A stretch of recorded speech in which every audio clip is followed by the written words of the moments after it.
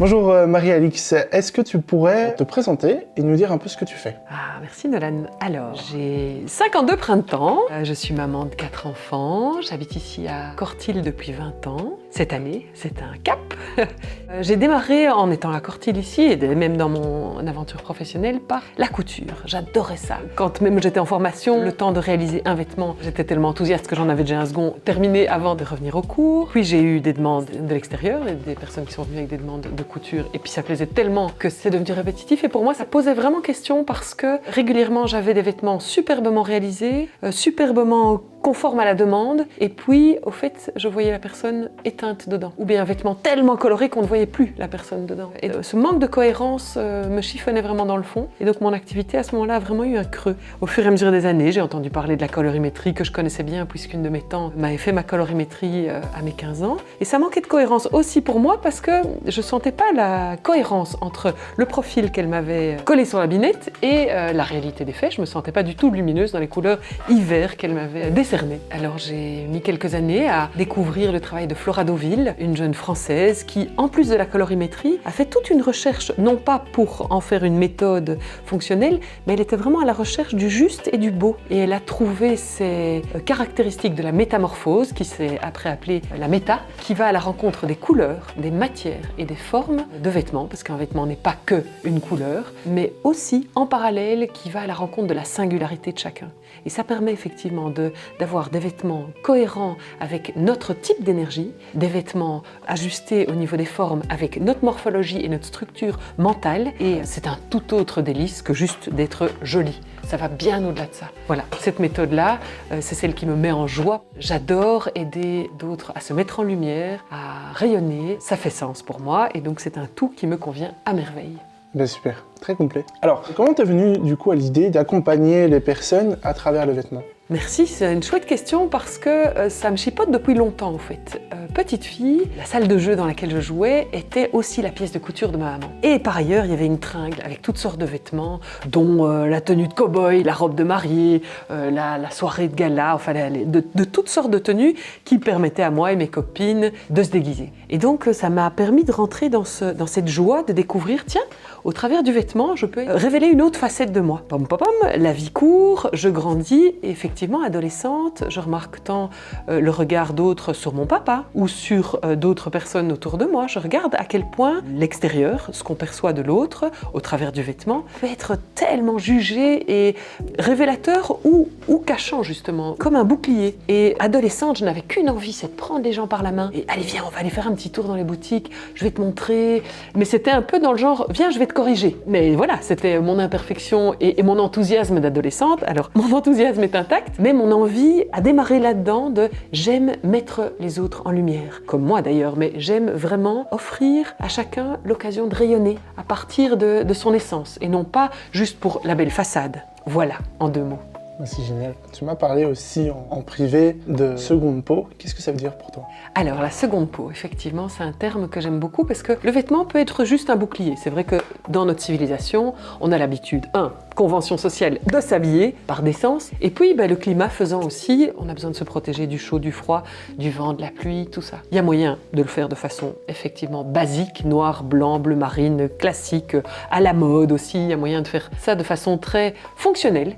Et puis, il y a aussi moyen d'aller beaucoup plus loin et d'aller dans le ressenti de, au fait, je mets à même ma peau ou un petit peu plus loin, mais tout proche de ma peau, des matières, des formes, des couleurs qui peuvent être soit un parfait bouclier et donc me faire passer partout, être vraiment, je fais partie du tableau général et on ne me voit pas, ou alors ça peut être justement un révélateur de qui je suis et me permettre de me sentir beaucoup mieux dans mon quotidien parce que vraiment au cœur de ma vie. Pour moi, c'est vraiment ça, au fait. La seconde peau, c'est passer du vêtement bouclier à le vêtement qui me met en énergie, en joie et qui me donne envie d'aller à la rencontre de ma vie. Comment tu aides quelqu'un à trouver sa couleur, sa matière, ses formes qui lui correspondraient le mieux? Alors, je me suis permis, je trouvais que c'était plus accueillant de mettre effectivement l'habituelle première étape. J'ai aussi souvent des clients qui débarquent en m'ayant déjà une idée de leur profil couleur, mais avec des questions, parce que tiens, on m'a dit que j'étais printemps, mais quand je mets ça, je me sens pas belle, est-ce que c'est vraiment ça ma saison? Donc au fait, habituellement, pour cette étape couleur, on repasse quelques caps. Et alors, ce que j'aime particulièrement, la métamorphose nous a suggéré cette approche-là et je l'aime vraiment bien,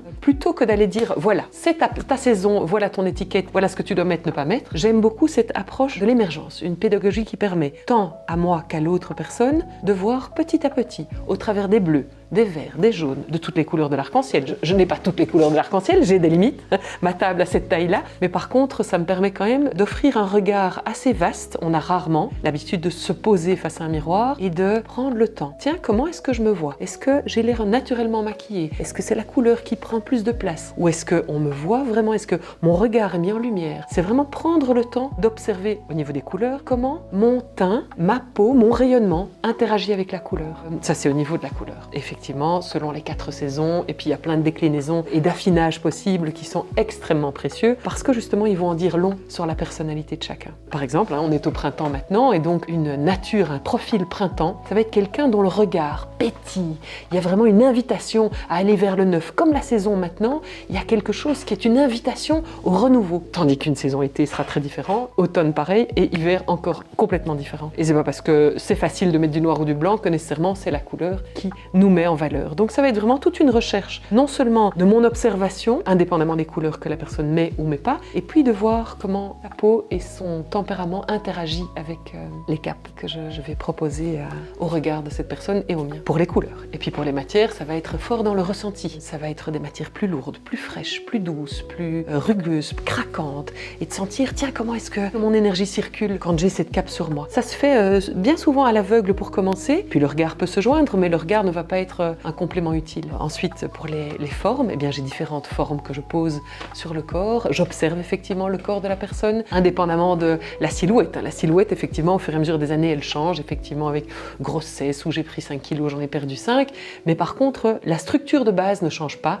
De la naissance à l'âge adulte, elle peut être tout à fait régulière et certaines formes nous mettent en valeur, tandis que d'autres, que ce soit forme ou des longueurs, nous font paraître déguisées. Et donc ça va être par essai, je ne vais pas dire erreur, mais par essai et expérience. Qu'est-ce que les gens découvrent sur eux pendant cette métamorphose? Comme je te l'ai un petit peu dit à la question précédente, plutôt que de juste voir ce qui est joli au niveau du vêtement, de la couleur matière-forme, ça va beaucoup plus loin parce que la métamorphose et toute la recherche qui a accompagné le travail de Flora permet d'aller à la rencontre de notre singularité de personnalité, d'essence. Donc effectivement, ça va nous permettre d'avoir un autre regard sur, tiens, comment est-ce que l'énergie circule à travers moi? Pourquoi est-ce que moi je vais faire les choses d'une façon X, que quelqu'un les fera tout à fait différemment? Pourquoi est-ce que moi j'ai plus de facilité comme ceci et quelqu'un d'autre tout à fait différemment? Pourquoi est-ce que j'ai ce rythme-là et d'autres tout à fait différents? C'est extrêmement précieux aussi quand on approche même des jumeaux.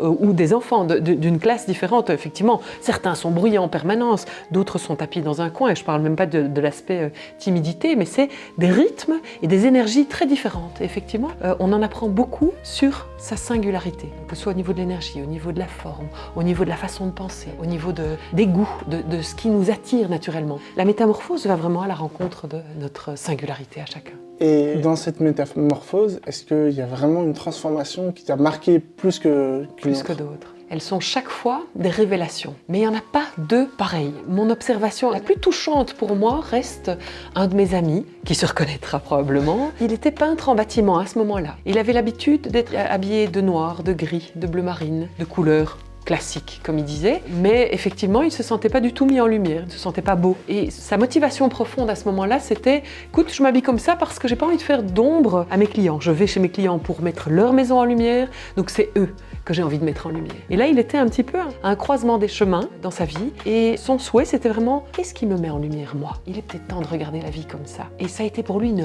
révélation, c'est comme si c'était une rencontre pour lui avec son essence. Je veux dire, il est arrivé là avec un « Mais c'est tout différent. C'est vraiment tout différent, je me vois enfin !» Tandis que le bleu marine noir, gris, tout ça, c'était ok, tu fais partie du décor, tapisserie. Ça a été extrêmement touchant parce que j'ai surtout senti au travers de ma formation, des expériences, pendant mes années de formation, j'ai vu beaucoup de femmes se révéler à elles-mêmes, tandis que cet ami-là, eh bien, j'ai adoré cette disponibilité parce que les hommes qui viennent me voir sont d'autant plus souhaiteurs et engagés par rapport à ce changement-là. Un autre homme qui est venu en séance était extrêmement bouleversé de se rendre compte, écoute, j'ai 52 chemises exactement, et d'après ce qu'on a ressenti là ensemble dans les découvertes des matières, il y en a une sur 52 qui me va à merveille. Au niveau des couleurs, au niveau des matières, au niveau des formes, il n'y en avait qu'une seule. Or, ça veut dire que sur 300 et des jours par an, eh bien en fait, ça veut dire qu'il est 4 à 5 fois par an dans la chemise dans laquelle il se sent au mieux, et toutes les autres, c'est un peu une souffrance, quoi.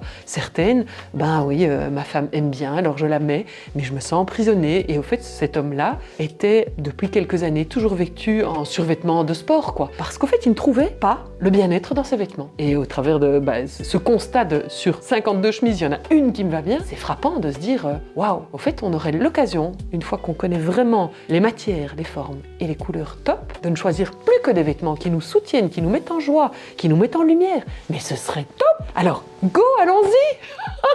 Il suffit de faire ce chemin-là. Alors c'est un chemin. C'est pas parce qu'on a vécu une séance que tout est clair du jour au lendemain, je vais tout trier, je vais tout trouver, parce que les boutiques ne sont pas toujours, par exemple maintenant, particulièrement au printemps, on trouvera du printemps dans les boutiques. Mais il y a d'autres choses. Et puis il y a aussi moyen d'occasion, il y a aussi moyen de commander en ligne, il y a beaucoup de pistes, mais c'est un chemin de retrouver la garde-robe idéale. Si quelqu'un n'ose pas encore montrer sa personnalité avec ses vêtements, tu lui dirais quoi? Alors justement, je le disais un petit peu à la question précédente, j'adore, moi, accepter que la vie soit un chemin. Cette recherche de, tiens, au fait, c'est qui, moi? Est-ce que j'ai envie de rapprocher de moi? Est-ce que j'ai envie de me montrer dans mon essence aux autres? C'est un chemin.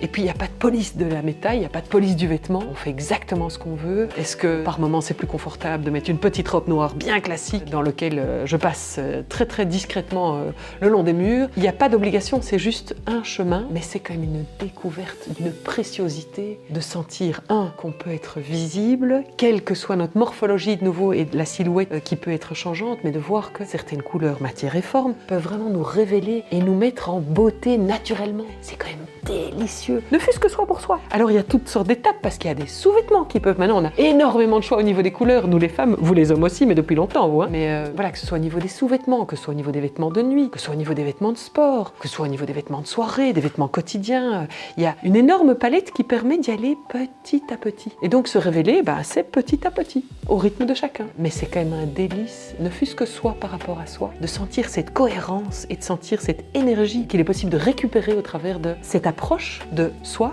et des couleurs, de soi et ses formes. Moi, j'ai un délice maintenant au toucher de certaines matières quand je fais du shopping pour moi, mes enfants ou d'autres, parce que j'accompagne à faire du personal shopping, comme on dit aussi. C'est vraiment une joie pour moi de sentir, c'est la bonne matière. Ça va vraiment apporter ce que je recherche, la cohérence pour tout un chacun. Et si tu devrais vraiment résumer en une phrase ton travail, ce serait laquelle? Alors, j'ai énormément de joie à tisser du lien à l'autre et tisser du lien entre le soi et le quotidien, je vais dire. Et effectivement, la méta me permet d'aller à la rencontre de l'autre et d'aider l'autre à se rapprocher de lui, de remettre plus de joie, de mettre plus de beauté, de lumière dans son quotidien. Donc, si c'était juste une phrase, ce serait la mise en lumière du vivant au travers de l'accompagnement. Et maintenant, les personnes qui seraient intéressées, qui seraient restées jusqu'à la fin, pourraient peut-être se poser la question, une séance coûte plus ou moins combien? Alors, plus ou moins, pour être précis, une séance de 2h30 dans mon atelier, parce que je peux aussi aller à domicile, c'est 200 €. Mais la question de est-ce que ça coûte cher ou pas cher, est-ce que c'est un investissement qui en vaut la peine?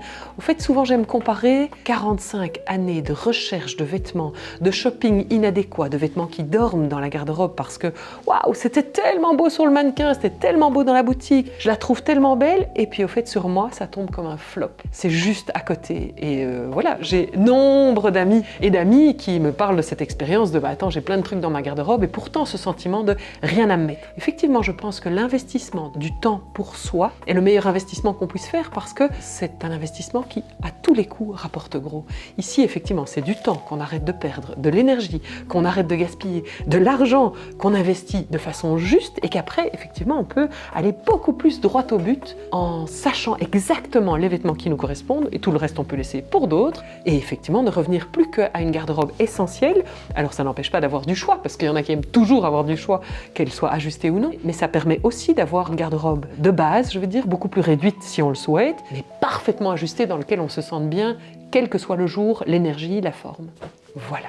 C'était très très intéressant. Merci beaucoup. Et si les personnes sont intéressées, de toute façon, je mettrai tes informations en description. Grand merci. Donc ma proposition étant pour les amateurs de ondes chastroises, je leur propose jusqu'au 21 juin, y compris pour toute séance réservée à ce moment-là, de leur offrir un nuancier en guise de bienvenue dans la découverte du chemin de leurs couleurs.